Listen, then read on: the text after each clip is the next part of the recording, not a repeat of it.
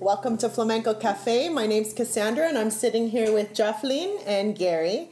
And we're bringing a flamenco program to you from Vancouver, BC, Canada, where we talk about flamenco as a culture, music, dance, and art form in English. So we continue today to explore Bulería por Fiesta, which is a song form originating from Jerez de la Frontera in the south of Spain in Andalusia. And we consider this song so important because it's a window for us to understand flamenco as an entire art form, because it becomes a common language between the dancer and the musician, and it's constant communication in order to have a super spontaneous interplay between the guitarist, singer, dancer, and the whole world's doing palmas. So we start by studying and understanding the compás, which we may count in 12 or 6s, and from there we start to understand the rhythms and the grooves and what we call soniquete. What does soniquete mean, Jafelin? Soniquete. What does soniquete mean, Jafelin? Gary? It means the rhythm. It don't mean a thing if it ain't got that swing. Soniquete means rhythm or groove, and we could very well spend our whole lifetimes trying to understand that for the flamenco It's bulería. also a new, we have to say it's a new thing in flamenco that came up not that long ago, and some people don't really like it. Some flamenco puro people don't really like the word. Yeah. The word. Why is that? Because they associate it, I guess, with another word that's new, flamenquito, which is like flamenco that isn't really, it's maybe mixed up a little bit too much with other styles of music. Oh. So compás will be the Not puro. real word. Compás. Compás, yeah. Compás, yeah. When we say compás, this is also very complicated sometimes because it embodies the time signature. So if you were a classical musician and you were studying flamenco, you could justify the whole time signature in either 3s or 6s or 12s.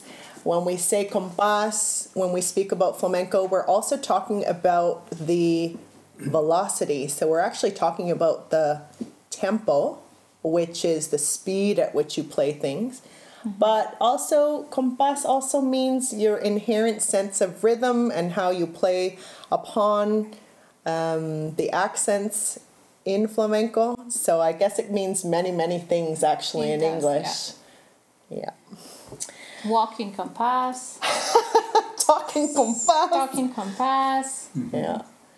Well, beyond that, flamenco actually does have a common structure and form, and so to most of us studying flamenco in other countries, it's a little bit hard to understand in the beginning, but there is a very common language that allows us to improvise in the moment.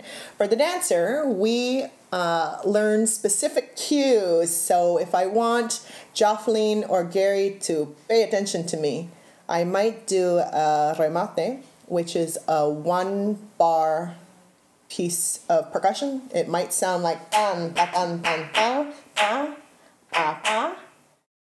If I wanted you to pay attention to me, I could also do a llamada, dun, dun, dun, ta, ta, ta, ta, ta, ta, with the ending, ba, ba, ba.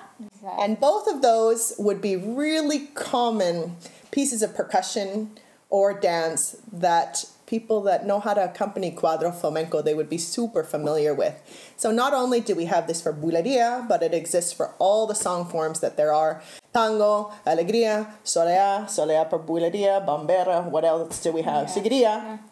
But the dancer spends a lifetime trying to understand the most basic cues, and from them they just graduate to super complicated technical pieces of dance. So for the guitarist, let's bring it over to Gary. Similarly, the guitarist can provide cues as well. What do you do to cue the singer to sing, for example? Well, in bulerias, usually I might be playing a falseta or something, which is a melodic variation, and I might finish that and do a remate. So I'm going along. falsetta. So that means I've kind of finished my little statement, whatever it is, and then I'm like, look at the singer or whatever. And I wait, yeah.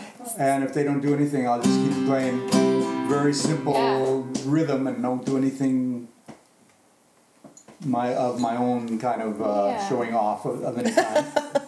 So it means I'm forcing them, they're going to have to do the showing off now. Yeah. Actually, I could, let's say I forget, I don't have any, let's say I can come with a letra, so the typical thing is like you finish your remate, dun, dun, dun, dun, right? Yeah. And then I go.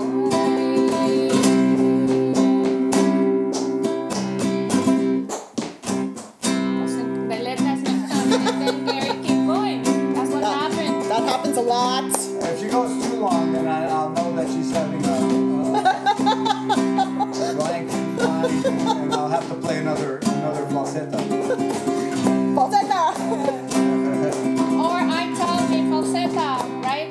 Like, because I have or too many that I don't know which one to raise.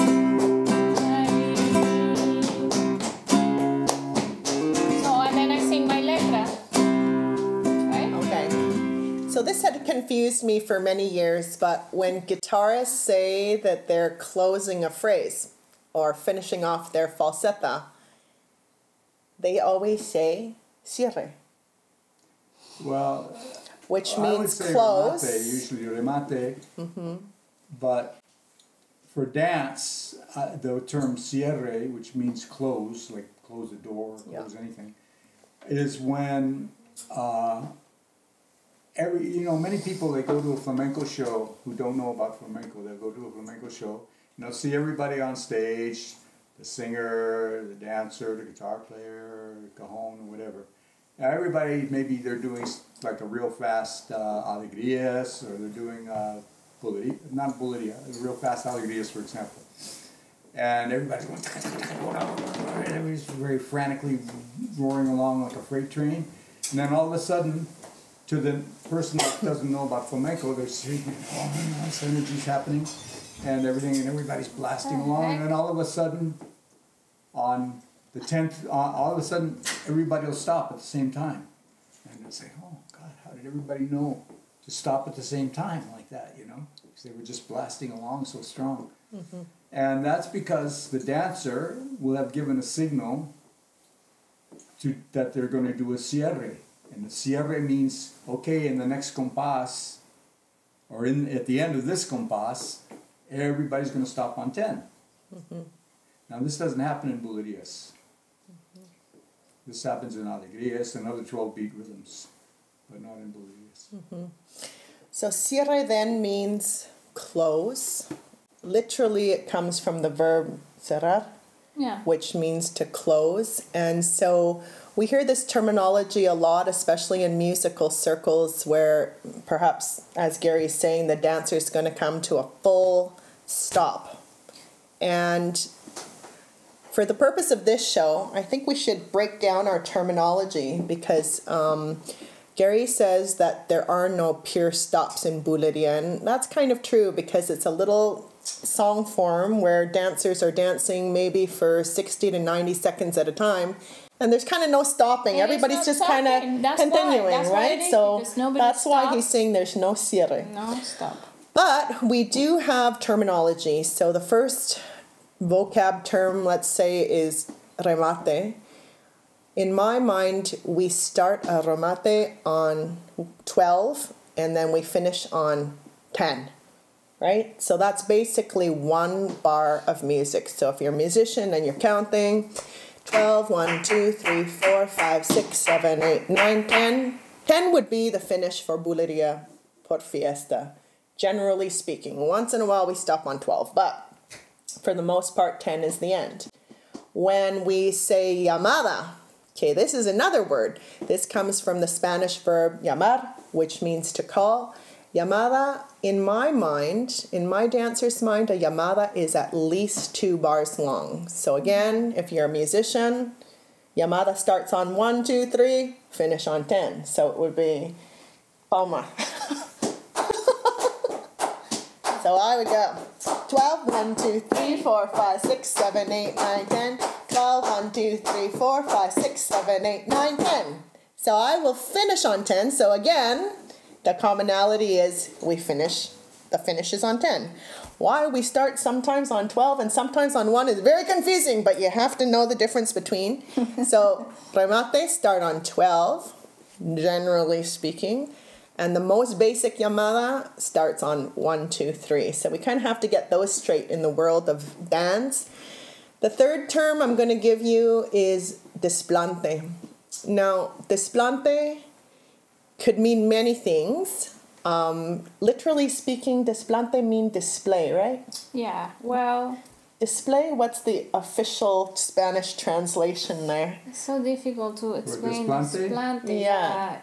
Well, literally, just tell what it means literally. Well, literally. No, you explain that in English better. But it's also the attitude, don't forget, right? The Deplante. There's... Well, it's just a section where the dancer can kind of show off. Yeah, but what? They're showing off the... whatever, footwork or attitude. It's just a little extension to the Llamada. Right. It's an extension of the Llamada where they're going to actually, because you can call and then just call at the beginning of the compás and end the whole thing at the end of that same compás, whereas the Deplante is going to carry longer than one compás or two compasses. Yeah, it's definitely. A longer display. Yeah. Definitely Deplante. In my mind, it means display. So we that can mean a lot of things, but Deplante, for the sake of Bulería por Fiesta de Jerez, is actually very typically a 3-bar llamada. If you're any good, you might get away with a 4-bar llamada, but generally speaking, if you go to Jerez de la Frontera and you start doing a bunch of footwork, you're going to get the cane. By the cane, I mean, stop doing what you're doing now. Right? So, for the purpose of this art form, we're talking about Bulería por Fiesta. So, Bulería... This is very interesting because when we dance like a fiesta, we're not really doing long forms of escovilla or footwork. It doesn't exist. That's when you have your opportunity to show your own personality. Yeah. And actually not rehearsed. We have to start somewhere, so we need a choreography first. But you know that you have this little amount of time, bars or how you call it, and then you display your true self into the bulería. And that bulería part, imagine that there are Desplantes concursos. There are concursos para Deplante. But let's not get confused. For the purpose of this show, a Deplante means it usually comes after the second letra that you fully dance, and it could be a 3-bar llamada. Let's say it's a 3-bar llamada. Typically, sometimes it's 3.5 bars, sometimes it's 4 bars. If you stay any longer, it's kind of runs the risk of not seeming... lose the effect. It's not true to the art form because Jerez de la Frontera does not have extensive footwork. And that being said, there's a lot of bulería in other contexts. If I were to dance a soleá, which is an epic dance, I would finish with bulería. But in that situation, that bulería is the end of my 10-minute solo, maybe 15, if I'm any good. No, and in that situation, I can do what I want. So between letras, if I wanted to do escovilla, if I wanted to go on and on with the footwork, if I wanted to do a 5-bar llamada, I could, because now it's in the context of a much greater form. Any 12 compás palo would ultimately end in bulería. So that would mean soleá. Let's count them. Soleá por bulería. Alegrías. Bambera, caña, romance. What more? Alegría. Alegría family. Cantiña. Is there more? There must be more now that we're listing them off. Romeras, Mirabras. Yeah. Caracoles. All those families of... So any palo that's in 12 compás is ultimately going to end in bulería. which is another reason why studying Bulería por Fiesta, also known as Bulerías de Jerez, is so important, because it gives us a small window into a much, much greater world. And within this form that we're studying here, you get to understand how the dance, the guitar, and the cante react to each other. And that's really the alchemy of flamenco, right? It's really the interplay between four characters: guitar, singer, dancer, and palma. And in flamenco, we philosophically and romantically hope that 1 + 1 + 1 + 1 doesn't equal 4. We want it to equal 10. And that's where you get other romantic concepts in flamenco, like being in the moment, staying in the moment, duende, this concept of duende, right? So difficult, duende. Duende comes after you have practiced millions and millions of times something, and then you get inspired, right? You're like... Yeah, it can have nothing to do with practice too. Well, it's true too. But if you're somebody that have never started ever to practice some flamenco, you won't find that duende. It comes after some expertise. Yeah. Because you will rebuscar. That's another weird word. Rebuscar yourself. You know, look into yourself and trying to find the truth of your dance, or the motive, or the emotion that you want to express at the moment when you're dancing. And then you can find duende, but it has to be, for sure, I guarantee you have to have an excellent cuadro. You have to have everything. It's like it's not coming out of nowhere. Well, it almost never happens on stage. And first of all, it almost never happens in a public performance. It could happen, but very rarely. Yeah, very rarely. It could happen. Usually only happens mostly it will happen in very intimate gathering settings. I think we have to explain to the people, though, what duende actually means. Wow, that's... It comes from a philosophical and romantic notion that we need to be present, together, interconnected, communicating. And if 1 + 1 + 1 + 1 doesn't equal 4, and it could equal 10 just one time, this is what we strive for. It's chemistry, right? It's chemistry, but not only chemistry within the players, but it's also in the moment, like everything building to a climatic moment to create.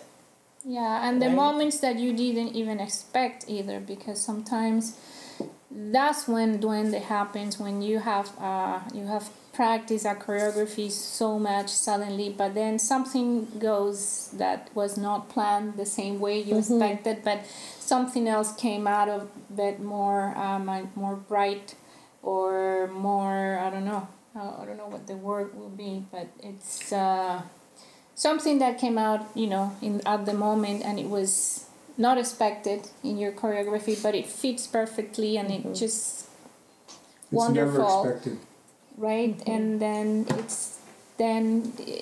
you might, that's the moment when you come into a altered state. It's something in your altered state. Yeah. I would say right. So, and you don't need many. Well, I have tried both. You don't need too much wine. But it helps. But you depending on what you're doing. But if you really the wine brings all your demons out, and then you could be more yourself. But imagine, I never know any dancer that had Dancing is harder. It's more difficult. But duende is very rare in dancing, and very rare even in guitar. It's mostly in singing, where the duende is really that's true. Makes its appearance. Well, it can happen with the dance, and it can happen with the But that's because guitar. you're a guitarist that's inspired by the cante. Well, right? I'm just saying what I've always heard all my life in Spain about Duende, that it's mostly to do with the singing, but it can be with dancing. That's too. true. It's mostly to do with singing. It can be with dancing. It could be with guitar. I mean, you listen to Diego del Gastor or somebody like that. Of course, they had moments, probably quite a few moments where the Duende was there, Yeah, but they were also living in kind of a specific. That's why it doesn't happen because it comes from a way of life, and a lifestyle, and it usually happens within, like I say, intimate gatherings where everybody knows each other, everybody trusts each other, everybody's on the same wavelength, everybody's maybe not slept for 3 days, things all like this. locals. Well, we're a little bit off the topic, but now we're talking about the chemistry between people. We're talking about the alchemy of the chemistry within people, and we're talking about the spirituality within flamenco, which kind of doesn't exist until decades of study, right? So let's teach the people in a basic way how to communicate with singer and guitarist, shall we? Okay. So, back to my original topic. There are ways to communicate. So, if a dancer needs to actually communicate, to ask the singer to sing something, this is typically a remate or a llamada. And so, we hope that the guitarist can understand our body language, which is a whole other matter. Gary, how would you accompany me if I did a bang ba bam bam ba dong bang ba? How would you accompany that on guitar? That's a very basic one. So you would pretty much just mirror what you're doing. Ba ba da ba ba ba ba ba, something like this, right? So you do that on the guitar. You might stay in on one chord, which would be the simplest way, and then you just go something like that. Or you can kind of imply a chord by just using one finger like this on the guitar, just hitting this note.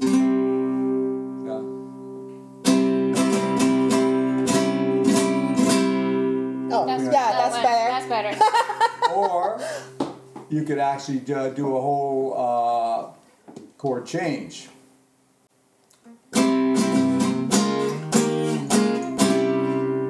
So that's like hard this. there. So for the guitar, I'm just going da da da da, down, down, up, down, down. That's the first part. Wait, let's count it out. So if I'm a dancer, I'm going 12, 1, 2, 3, 4, 5, 6, 7, 8, 9, 10. 12, 1, 2, 3, 4, 5, 6, 7, 8, 9, 10. So what would you do?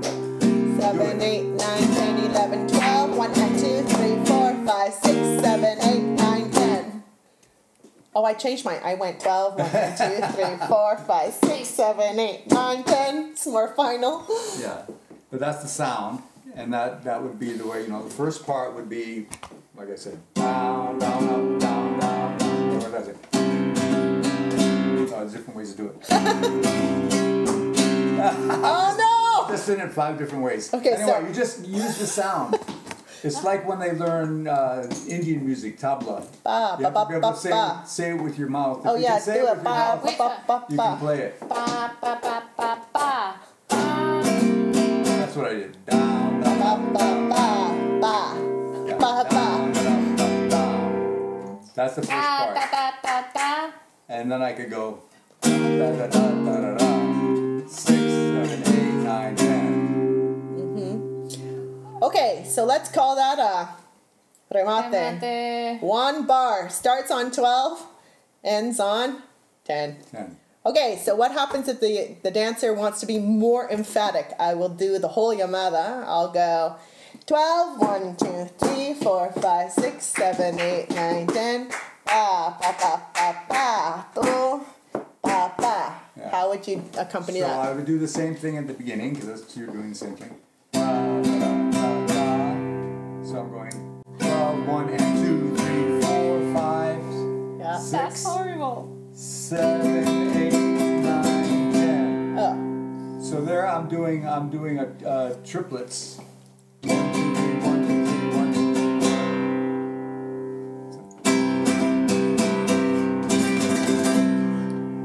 Oh, for my Yamada? You're playing that for my Yamada? Okay, let's count it.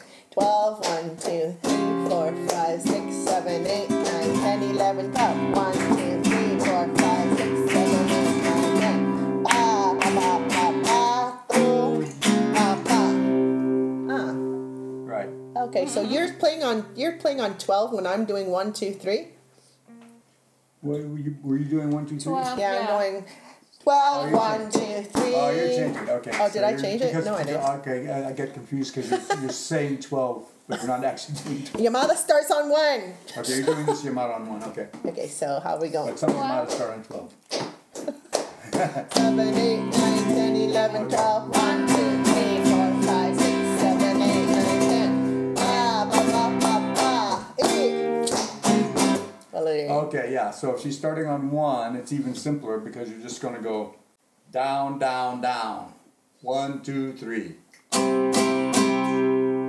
what I usually do is I go 1, 2, 3, 1, 2, 3. Uh-huh. 1, 2, 3, 4, 5, 6. Up, down, down, up, down, down. No, so down, down, down, up, down, down. Yeah, that one, sí. That Down, one. down, down. Es así. Ding, ding, ding, ding, ding, ding. So Paria, ria, ria. 1, 2, 3, 4, 5, 6, 7, 8, 9, 10. 11, 12. Ah, Okay. ba, ba, ba, ba. 5, 6, 7, 8, 9, 10. Ole. 6, 7, 8, 9, 10. Or 6, 7, 8, 9, 10. Yeah. Yeah. All right, so these are the 2 basic cues. We are going to get Jafelin to do a demo.